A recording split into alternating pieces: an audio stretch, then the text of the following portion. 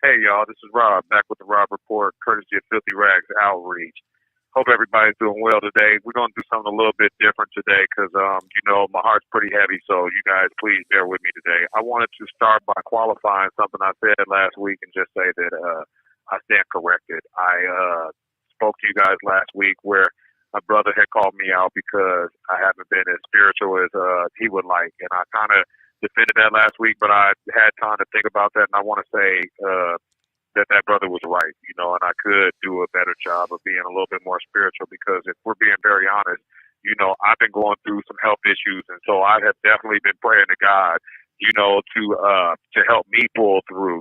Recently I was diagnosed as something's in my throat. I'm not sure if it's cancer, not sure if it's a tumor, not sure if it's scar tissue from a prior surgery. However, it's been affecting the way that I breathe and the way that I move. And so, I hide this stuff from people because I feel like the world don't really care about your problems and stuff. And then you're in prison, and so, I'm talking to God all the time. So, he was definitely right.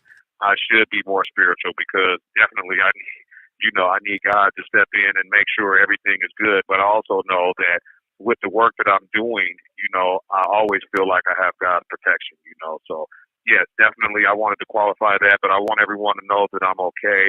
And I'm going to continue to fight, but also I'm a believer, and I just don't believe, I honestly don't believe that it's my time. I just believe it's just God making me stronger. So I wanted to put that out there and just say, he was absolutely right. I'm going to do a better job of being really who I am because maybe God is using me as a vessel to help other people, whether it be a gang member or just a regular person. So, yeah, I'm definitely stand corrected on that. Also, I wanted to let you guys know, too, I'm talking about medical. Right now, we're in a bad position up in here because somehow we have TB up here, and it's been spreading, and I don't know what's going on, but they have been testing people. And it's just part of being in prison because, even when I'm telling you guys that I've been praying and that I have these issues going on, these guys don't have any sense of urgency to take anybody to the outside hospitals or to get the medical attention needed. Whereas if we were free, we can go straight to medical. So that's just something for you guys to know. Don't come to prison because the medical is not good. And a lot of times it feels like they waiting for you to die, And I'm a believer, and I believe, God will deliver me. But at the same time, I also ask God, please deliver me from people too, because definitely we're around a lot of people, a lot of temptation, and there's just a lot going on. One of our brothers, I want to put this out there too, one of the founders of Filthy Rags Outreach, Alfonso Bell, recently we had to get him into a mental health facility. Sometimes in prison, and we've talked about this on the Robb Report before, where prison can make you lose your marbles. Prison can make you to where you have so much stress and you don't know how to deal with yourself. You don't know how to deal with your environment, the people, and things are going on inside your head. And so we had a little battle with our brother not being able to sleep. And so he's been admitted, and hopefully when he comes out, things will be better. And we're going to put him on timeout for a little while and try to deal with his issues. And you guys pray for him. I say that. As we move along, I wanted to just put this out here because it's Women's Month, and something I've never done on here is I've never shown my mom the proper respect that I need to show her, and she listens to this show, and so I just want to say this to everybody, and my mom's listening, so you're going to hear what I got to say. And I just want to go back to a time when I first initially got involved into a gang. And, one day me and the fellas, we went to go play basketball. And so we stopped over at my house. And my mom used to always be at work, so we used to know her schedule. And then, so we used to do whatever we're going to do before she gets home. And then we dip out, And so my partners came over. We went to go hoop. And so we had a 45, and we left it in my bedroom. And we went to go hoop. We came back later on, and my mom was at home early, and we went to go get the gun and leave, and the gun was missing. And we spent about an hour. I believe we were high. We had smoked some weed and stuff, and we had spent like an hour tearing the room up looking for the gun, and we couldn't find this gun. And I don't know what happened. And so, my homeboys was like, "Yo, man, your mom got us. And I'm like, nah, my mom don't go in my room. She don't got us, bro. And I went to ask her anyways, and it was like the hardest thing that I ever did. And it turns out that my mom did have the gun, and she trusted me enough to give it back to me. But from that moment forward, I was exposed, and being exposed, I just felt like, well, I probably shouldn't come home anymore. The cat's out the bag. My mom knows, she knows, and I think that was like a real serious turning point for me. And so, moms, I just want to apologize, because even when I left and eventually I got kicked out the house, sent back to Detroit, and then when I came back, I had told myself I'd never hurt my mom again, and then I came to prison. And so I just want to say, man, Mom, sorry, and you're a remarkable woman, someone that had a vision, that wanted to come from Detroit, to get away from that lifestyle. And yes, I did let you down, but you're still a remarkable woman, and I just want to say thank you for not giving up on me, and I can tell you this right now, and I'll say it for the whole world to hear it, I will never let you down again. I want to use what I have to help other people, and I want to make sure nobody ever goes down the path that I went down. So I wanted to just say that out here. My mom's name is Joanne Hampton, and again, you're a remarkable woman, you're strong, you're a soldier, and just thank you again. But as we speak about women, Jessica, what's up? What's going on? You got me over here almost in tears. Oh man, and it's real, man. It's like, man, I never, it's like it's hard to put things in words. Like my moms will come up and she'll visit, and I'll be like, "Yo, moms, I'm sorry," and she's very dismissive.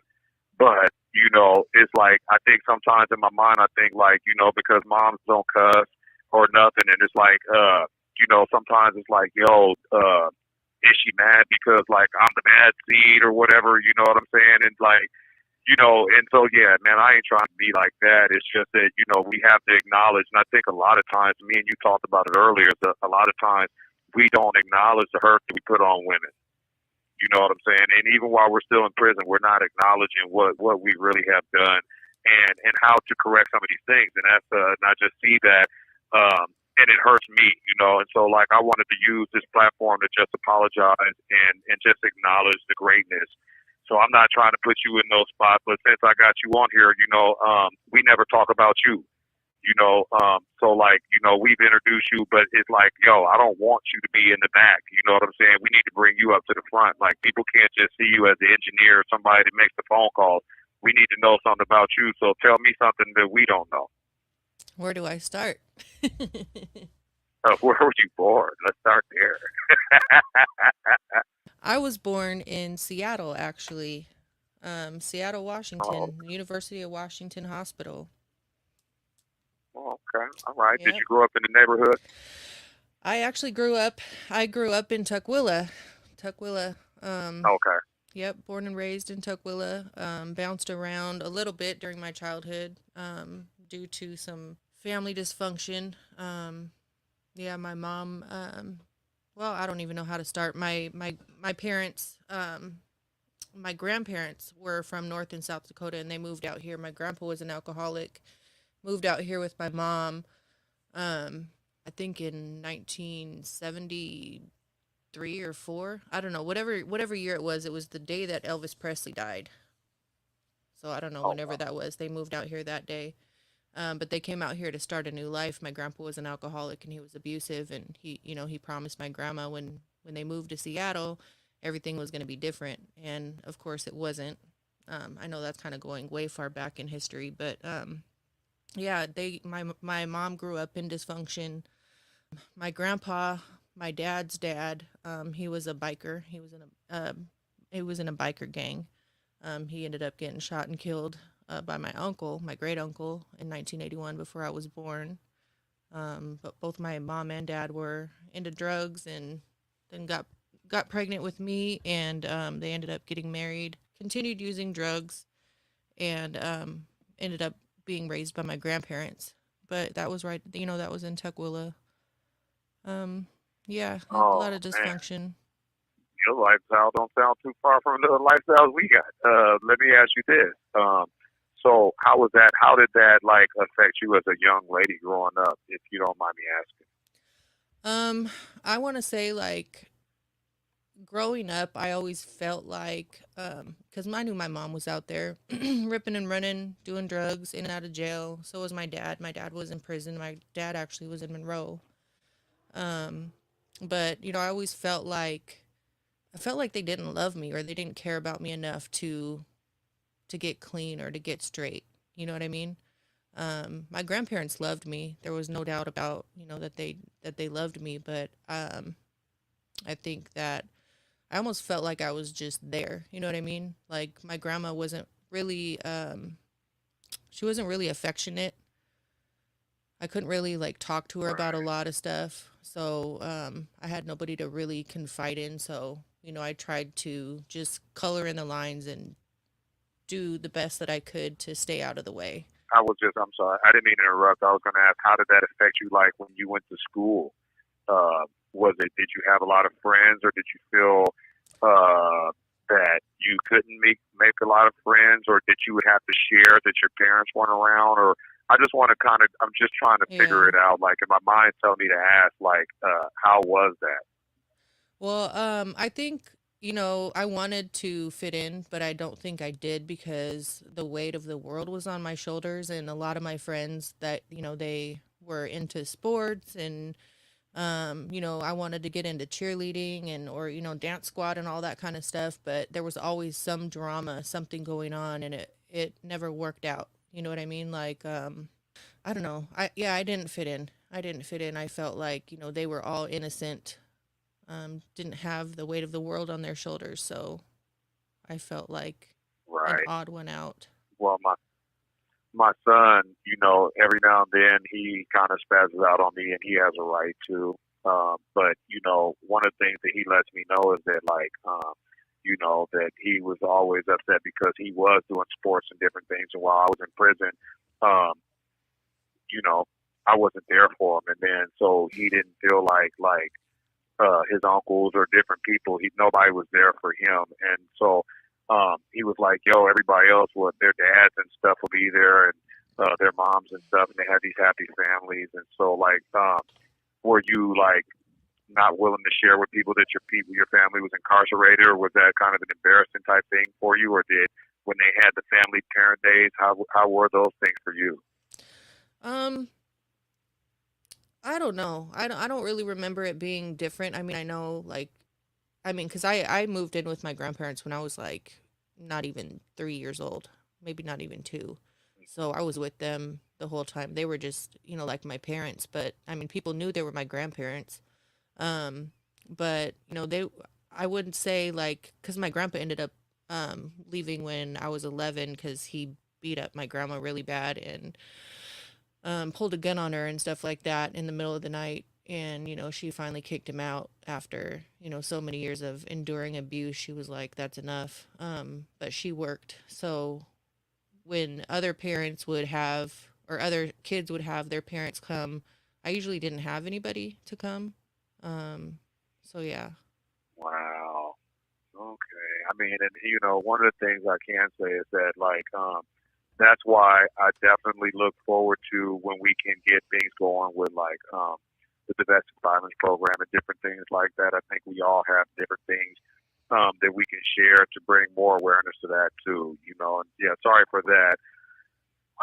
I want to just ask you before we transition out is like so like middle school and different things like that. Some way somehow you end up getting to Seattle because you end up running the champ before he came to prison. So where were you going to? How did you get to the Seattle area? Or is Tukwila? Tukwila is not that far How from far is that Seattle. from Seattle? Yeah, Tukwila is Oh, just okay. the next city south of Seattle. Um, so yeah, Oh, it's not that far. It's it's right next to Seattle. okay. So were you doing a lot of traveling back and forth to Seattle, or like were some of the fellas heading to Tukwila? Like, you know what I'm saying? Like, I'm trying to figure out how you guys ran into each other before he even came to prison. Well, he went to school with me in Tukwila. South Oh, End, really? yeah, the South End where he's from. Yeah, the South End where he's from is Okay. not that far. Like really, it's not that far from Tukwila. Like 10 minutes. So he was in Tukwila. He went to Showalter middle school, and that's where I Okay. met him when I was like 13 or 14 years old. Oh wow. So was he like a little nerd back then? No. He was a bad boy. He was a Now bad let me get boy. serious. Let me get. Was he okay? Now let me get serious. So I want to ask. How are your parents today?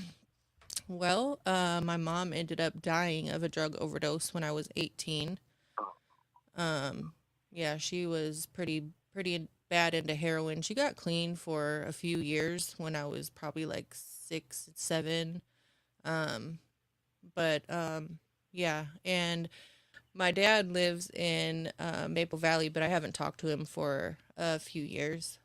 We really aren't right. that close.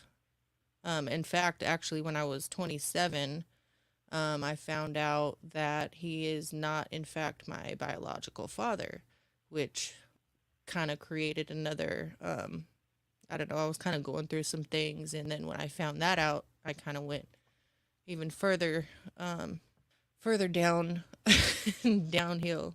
That was pretty traumatic. I'm laughing Right. about it, but it's not nothing to laugh about. It was pretty traumatic. Well, you know that they have like you know that you can find out who your father is now, though, right? Oh, I know who he is. It was my dad's best friend when they were growing up. I guess my dad was in Alaska working or something, and then my mom ended up cheating on my dad with his best friend and got pregnant. Oh.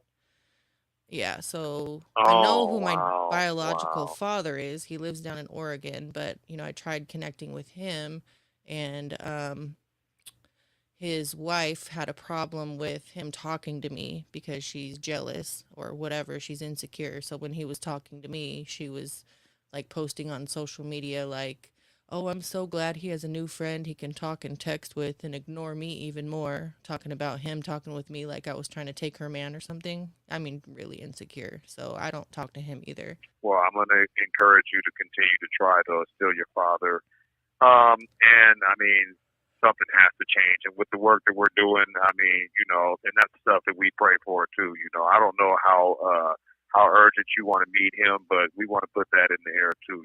We want God to make a way for you to know your family. You have 60 seconds remaining.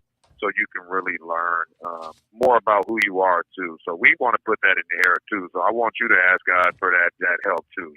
Straight up. Because I definitely think that you're a great person, and I'm glad that you share some of this stuff with the people out here because people need to know who you are as well, and it takes a lot for somebody like yourself to even work with us on the inside, with us being locked up, and a lot just has to be said. You have 30 seconds remaining. For the patience that you bring to the table and just wanting to help us out, and I think that's why the work that we're going to do is going to be so remarkable because you have a lot of experiences and a lot of things that you probably want to see change out in the community, and I think we share the same values. Now I'm gonna call you back, and obviously, and we're gonna call up Sheryl. How's that sound? Sounds good. All right, I'll catch you in just a moment. Okay. Hey, Sheryl, what's up? Hey, what's up with you? I'm good. This is Rob. I just Jessica, we got everything. Are we recording right now? Yep, everything's good.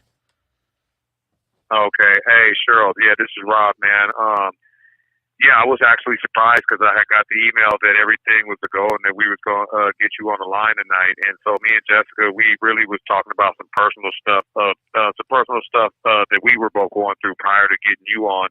And so, like, now we got you on here, and I think that, like, when everything is recorded, it's going to be like a somber mood because of some of the stuff that we were saying. And so, like, I just wanted to get right into, like, your story. And can you just kind of, like, just tell the people where we're at, what happened to you, and what happened to your daughter, please?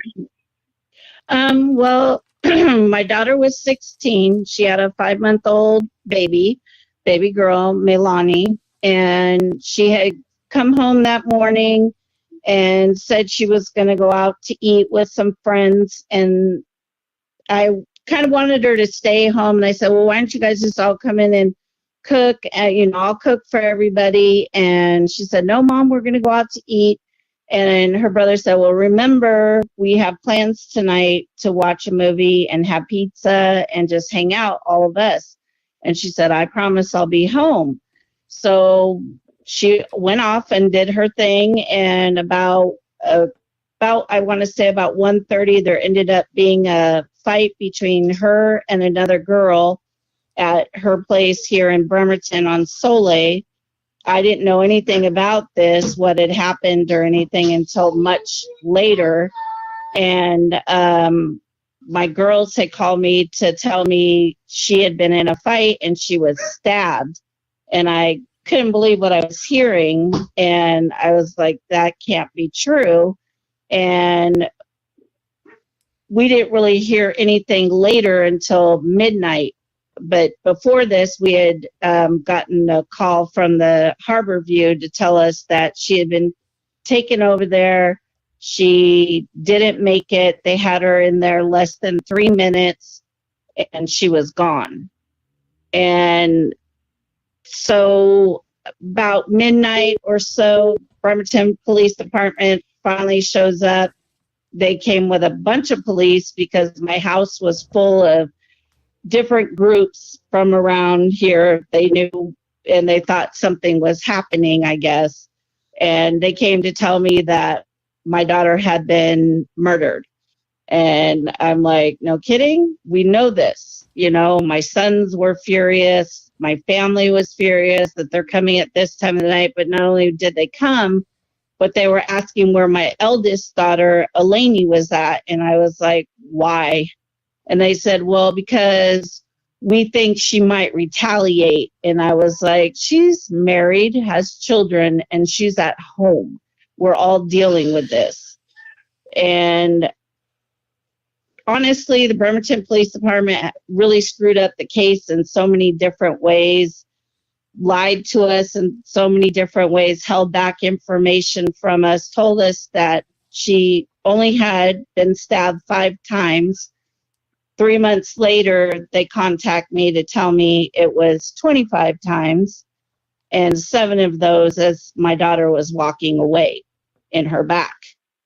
And we've just been harbored from a lot of the truth. It's been real hard going to court after court after court, and we're still in the same place. Nobody's had real time to grieve or to do anything because the omnibus keeps getting pushed back and back and back. And we were just in there recently, a day after her 18th birthday, and they pushed it back again, but told us the trial date will stay the same. So that's where we are right now. It's just, you know, the district attorney doesn't help us. They hide things from us. They tell us one thing, do another. You know, the police lied to us. Basically, my daughters were doing all the investigating for them because they asked my daughters, if you know things, you can find out things. Can you be little detectives and find things? So my daughter was, both my 2 daughters, Eleni and Jade, were doing all the investigation for the police department. They screwed up the crime scene. The parents didn't get arrested for cleaning up all the blood.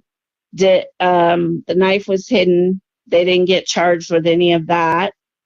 No DNA from them was taken, and we didn't even know that. Originally, we thought it was just the boyfriend who had videotaped. It wasn't until months and months later we found out the brother also videotaped the whole crime scene, the whole incident. So there was 2 people, and then they also had 3 Ring cameras in the neighborhood that also videotaped it. So, and I did watch the video, and I had to fight to watch that. They were not allowing us. They were blocking us at every point until I finally told them I have a lawyer. And then all of a sudden, 2 days later, I could see the video. And that was the most horrific thing to see, your child being so savagely stabbed. And I don't believe that she knew she was being stabbed. I think her body was just in a large amount of shock just by looking at her, because she was still swinging, she was still fighting. You know, I think she thought she was being punched. I don't think just by the look on her face, didn't look like she knew. or her body was just in too much shock. So that's where we are right now. We're still waiting for another omnibus coming up in April, and hopefully that's the end of that, because the judge told them this family's gone through too much and they need progression on this. So I'm hoping they stick to their word. But like I say, we've been dealing with so many omnibus and we're just tired. Right. You know, I did a little bit of talking to people that knew a little bit about it. I mean, obviously, you know, we're in prison, so like a lot of things that happen on the streets, you know, some of the knowledge is privy to the guys in prison. But one of the things that I was tripping about was, you know, the fact that you got people that actually recorded that this girl had a knife, and so like in my mind, people had already recorded the fact that this was going to happen, and that you don't even have the premeditation charges, and the people that recorded it and didn't break it up, there was no charges on that. So I'm just kind of tripping on that. So could you just speak to that? Did you guys even ask them guys like, yo, what's up with the guys that sat back and did nothing and recorded this stuff? I think when I had talked to, because we only knew about the one, so I had specifically asked about the boyfriend videotaping it, because like I said, I watched it from beginning to end. I watched that, and I watched 2 of the Ring videos from the neighbors. And I asked them, I said, so what are you doing with him? They said there's no law against videotaping. And I said, you got to be kidding me. He's videotaped. They knew this was going to happen because she walked out the house with the knife behind her back. And he stood there and videotaped all the way to the end, where she came back up laughing, covered in blood. And that gives you everything. And you're not charging him. He's not an accessory. He's not anything. They said, well, no, he voluntarily gave up his phone. He told them what was on it. And I was like, so there's no law that's going to make him go to prison at all, or get any kind of time or fine or anything. And they said no, because there's no law out there that says somebody can't videotape any kind of crime or a fight or anything. So that was a little unnerving. That's and insane. the fact, I know if that happened, yeah, that could never happen in my neighborhood. We're getting arrested. We're going to be charged as accessories, and yeah, that's not cool. Yeah, they blocked us at everything. When it came up to us finding out, when we found out that she was getting released because the parents sold their house, we went in, you know, the girls. Yeah, well, we went to, my daughters went to court to plead for her bail to be raised. And the judge said before they could speak, I'm on my way to a funeral. So if these speeches are going to run any more than a couple of minutes, then don't bother. And he told the girls that he wasn't really concerned with what they had to say, and rushed them through whatever they had, you know, their speeches on why they didn't feel safe with this girl being out. And he said, even though he's a judge, he's not raising the bail. It is what it is. And they allowed her to be released with a GPS monitor, and she was only allowed to go to school, doctor appointments, her lawyer's office, and court. So she wasn't allowed to go anywhere else. And then we found out she was at the fair, she's at parties, she's out videotaping herself, smoking weed, smoking vapes, drinking, and she's underage. But then when we brought it forward to them, we went to court, the judge again said, well, it's not their fault that, you know, it was 155 hours she's running the streets doing whatever, and those aren't accounted for. It's the company's fault. It's not her fault. that they weren't monitoring her at all.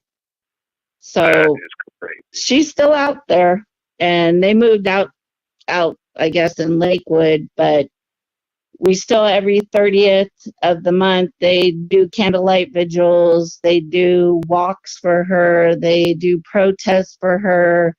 So, I mean, she gets her name out there, but, and this girl's still continuing to harass my family by sending crazy videos and crazy messages to our sites, Instagram, all of that. So we're still dealing with all of that we're getting something sent to us.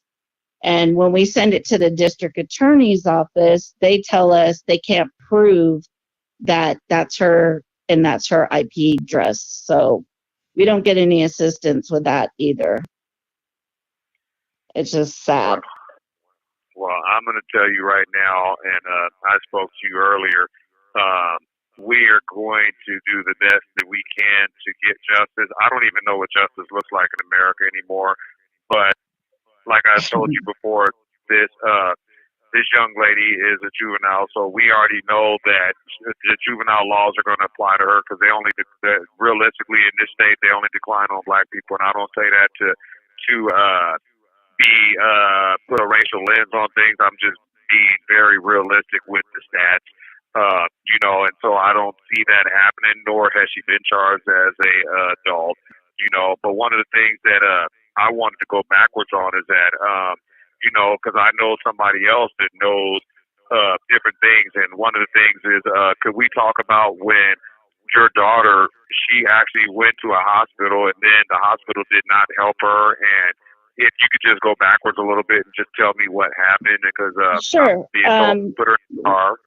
When she came down the stairs after the fight, she walked herself to the vehicle where her two friends were, and her 5-month-old was sitting in there. So she was sitting next to her 5-month-old, Melanie, and they called 911, told them they're on their way to their hospital. When they called 911, the lady directed her to the one here in Bremerton, which was no longer a hospital. It was just an urgent care, doesn't have surgeons, doesn't have blood, doesn't have any of that, just strictly urgent care.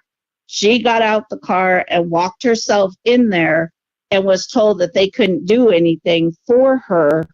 So she walked herself back out, and as she's walking herself back out, the Bremerton police officer rolls up.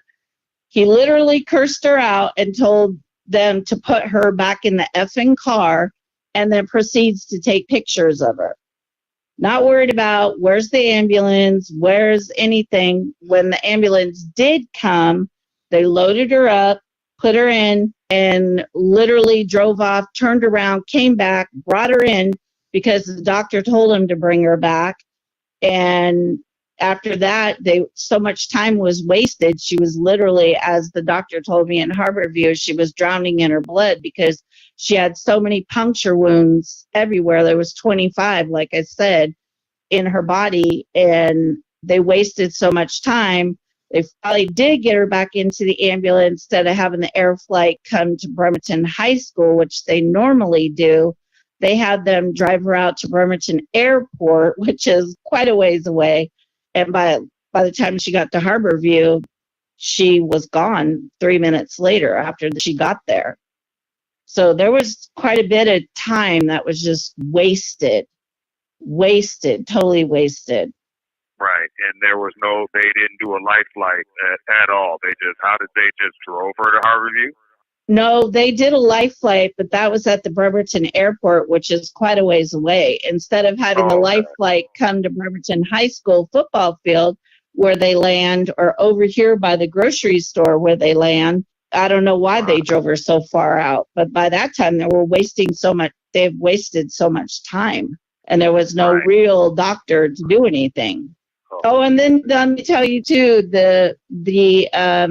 after the parents cleaned everything up in the house, outside the house, they hid the knife. Now, we don't know if it was the brother, the boyfriend, or the father that hid the knife, but it was hidden between their housing area and Walmart, and it was a lady out walking her dog that actually found it. And they kept telling us, we're going to do trace DNA on it. Of course, my daughter's blood comes back. Lola's on there. And they said somebody from the crime lab ended up with their fingerprints on it.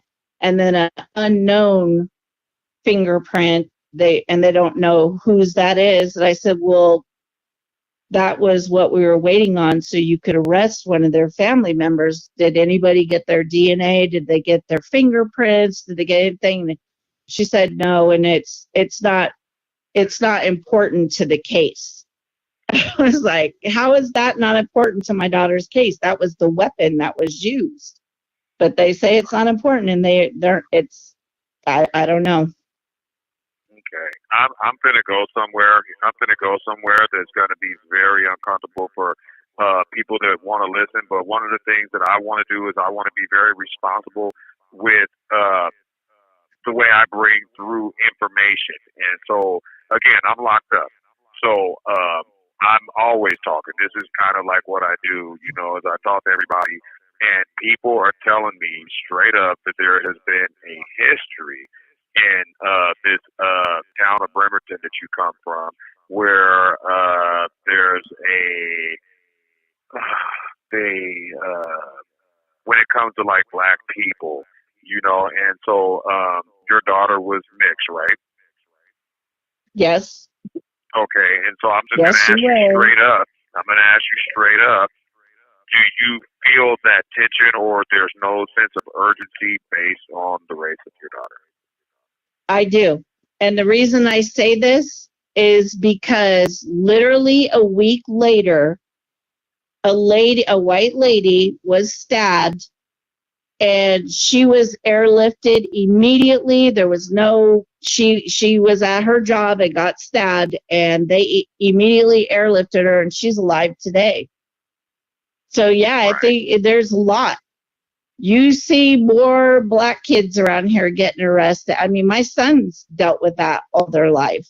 They dealt with it, and it's hardcore in this town. Right. It is. They're harder on any ethnicity. If you're, I hate to say it like that, pull the race card, and I said it in court, not this last time, but the time before, when the district attorney ignored us. They called us, all me and my kids, to a meeting, didn't go up to the meeting, rushed past us. And if it wasn't from where I was sitting before court started, I heard, oh, we're going to push this back. Didn't talk to us, didn't hold the meeting, didn't do anything. And when they did do this pushback date, it was exactly one day after my daughter's 18th birthday. And I lost it in court. That's when I said, if this was, I never, ever used the race card anywhere. But this is what I, as a parent, was feeling, was like, if this was say I had a white daughter, if my white daughter was sitting there, this would have been pushed so quickly and so fast. Our heads would have been spinning how quick this court goes through. But and I said it to the judge, to the district attorney, because my daughter is black, you guys are messing with my child's life. You're not helping none of us in my family. You're lying. And I just lost control. I mean, I literally I was screaming at the top of my lungs. I'd had enough. I literally had enough. I've been dealing with this for over a year now, and it's lie after lie after lie. It's always withholding something. Right. And I'm ready for some action, and I don't think we're getting it any way we turn. We get told we're going to get it, but it doesn't happen. Right. And I think that thank you for saying that. And I don't like to use that either. I don't, but I've also had somebody else on here that it felt the same way. Like the treatment is different because you guys choose to cross that line, and then when things happen, even though you're a victim, you're treated differently because you made a choice. And so, I mean, I'm definitely not going to dismiss that. I'm not going to pretend like this doesn't happen out here. When I see it all the time. So I wanted to speak that out there. But also, while I'm being very controversial, I want to go backwards just a little bit because, like, also with the research that I've done, I heard that your daughter was actually messing around with a group of guys out there that were gang affiliated, basically, right? And so my point is that Yes. my point is that, one of the things that I try to bring across when we do this Filthy Rags outreach work is that for women, I want women to understand that your lives in this gang stuff are very disposable. It's not a place for a man or a woman. But at the end of the day, you got people out there recording this stuff, and then so my thing is like, yo, where were these fellas at? Where was her protection at from the people that you're loyal to? Where's this protection at? Where are these guys? Where is everybody at? You know what I mean? So like, I'm having a real problem with that because it's like, yo, like nobody knew, nobody was there to intervene, or these guys ain't goons enough to where people were scared to do that, because it's like, it's weird for me trying to process this, so like, I mean, what are your immediate thoughts on that? Yeah, I'm pretty upset by it, because you were the ones hanging with her. You were the ones, I didn't want around my child. I made this very clear to everybody. I kept telling them, I don't want you around my kid. I don't want you associating with her. But they're in the schools now. They're so young. They start in middle school and they're in high school. So, even though you tell your kids this isn't what you want to do, this isn't what you want to have around you, they're hard-headed. They're hard-headed. And she was. But when she was loyal to people, my daughter was loyal to people without thinking about herself. She was loyal. If she said she was going to be there for you, she's going to be there for you. And she trusted a lot of people who did not have her back. And when I look at them and I see them on the street, I'm not happy with them. And they don't look at me. They'll turn and walk the other way because they know I've got a slick mouth that I might say something, because I just think they're just cowards. They weren't there for her. They made, that's the way I look at them. No, I definitely agree. But if they were in trouble and they needed her, they were quick to call her. They were quick to call her, and she might sneak out her bedroom window or wait till I was dead asleep, and then I'd have to, of course, hear about it the next day. But it should be the same loyalty. But like you said, that it's a toss away, Now, did they show up at her funeral? Sure, they showed up at her funeral. But the way I look at it, too little, too late. You could have been out here protecting her. We had over 300 people at her funeral. And that was people that really, a lot of people out of town that knew her were family, and came. And I saw them, but they stayed at one end. They didn't get too close. They didn't come up because my son was already snapping on a bunch of them. And so they didn't come too close, but they wanted to be there for whatever reason, of too little, too late, in my opinion. Right. Yeah, I just, I'm honest in the way I feel, and I want to make sure that if a young lady's listening, I just want them to look at what's happening to you and understand that, this can happen to a lot of the younger ladies. Like, a lot of stuff's happening on these Facebooks, different arguments and different things like that, and they're not ending in just a fist fight anymore. They're ending in death. No. And we have to do what we can to save our young women and educate, So, like, I definitely appreciate you even using the platform, because if nothing else, we're going to educate some young women, but also I think we're going to educate some victims because you're a victim and you're really being dragged by the system, which sucks to say because like the system will never admit, yo, I'm going to drag you, but you're being dragged. Like for example, you just hit on the fact that the day after your daughter's birthday, they had you go to court, and I just want to double back on that a little bit because you said that you were going crazy. So I wanted to talk about some of the pain that you felt afterwards when you start going into your dark place as a victim. It wasn't good. I was drinking way before her birthday because it's also the day we buried her. And it wasn't because that's what we wanted. That was the only space they had open and we needed to do it. So we just agreed that we were burying her on her 17th birthday. And so for me to go to her 18th birthday, she was so looking forward to this day. She had big plans.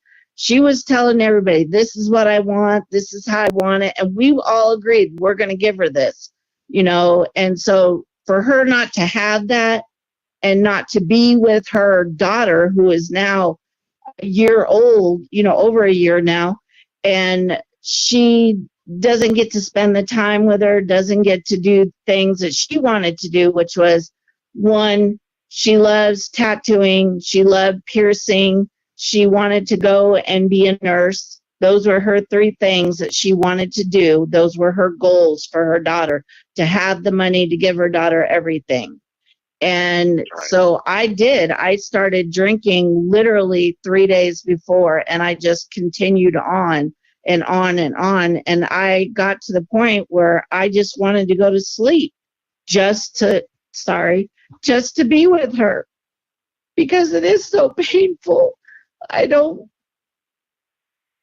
And so I took 3 of my oxys because I had surgery, and I just wanted to go to sleep just to be with her, because it's painful to look at her, to look at Melanie and know that she's lost everything.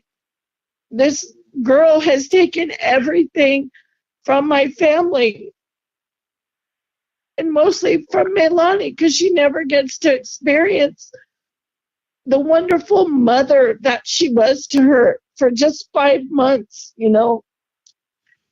And so everybody just loves on May, and she knows what her mom looks like. I have video recordings on here. Syanna always sending me silly dances and singing and laughing and just telling me a joke, just because that's how she was. And May will open up my phone and go right to those. And she'll just say, Mama, I love you, and kiss the phone. And when she sees pictures of her, she cries because she's missing her. Okay. And this girl's out walking in the streets. I hear you. Sheryl, listen, I got 60 seconds left and I got to go, but this is what I want to say to you, and I want to say this to everybody out there. But number one, I want you to know, and I definitely feel every bit of your pain, but we have to still be there for that 1-year-old. You have 30 seconds remaining. I want to say that to you is that we have to dial back the drinking. And I understand what you're going through, but we have to be there for that 1-year-old and raise her the way your daughter would want her raised, and she needs you there. So I definitely thank you for the time that we had right now. And I just want to really just focus on that 1-year-old, if I can leave you with anything, and if that's cool. Thank you. I appreciate it. Okay. Thank you, Jessica. Man. Yeah, I've not heard that whole story, but man, I can't even imagine. My daughter's 16 right now. She'll be 17 in September. So while you were telling your story, I'm just imagining, what would I do if my daughter was to go hang out with her friends and then I find out everything that you're going through. You're so strong. I'm trying to be, believe me, but like I said, there are days that I just miss her so much, and it just feels like it's killing me inside. Well, I'm going to keep you in my prayers, especially with, what this whole court process you're going through. And I know Rob is, trying to get some support for you to show up at court dates and things like that. And, if there's a court date that I don't have to work or a big court date, I'll try to be there for you as well. Thank you. I appreciate you guys a lot. Yeah. Just don't even know. Yeah. Well, hopefully we'll get the story out. Hopefully somebody that can, pull some strings or make something happen. We got to get the word out. Thank you. I appreciate it, Jessica. Alrighty. We'll talk to you later. You have a good night. All right. Thank you. All right.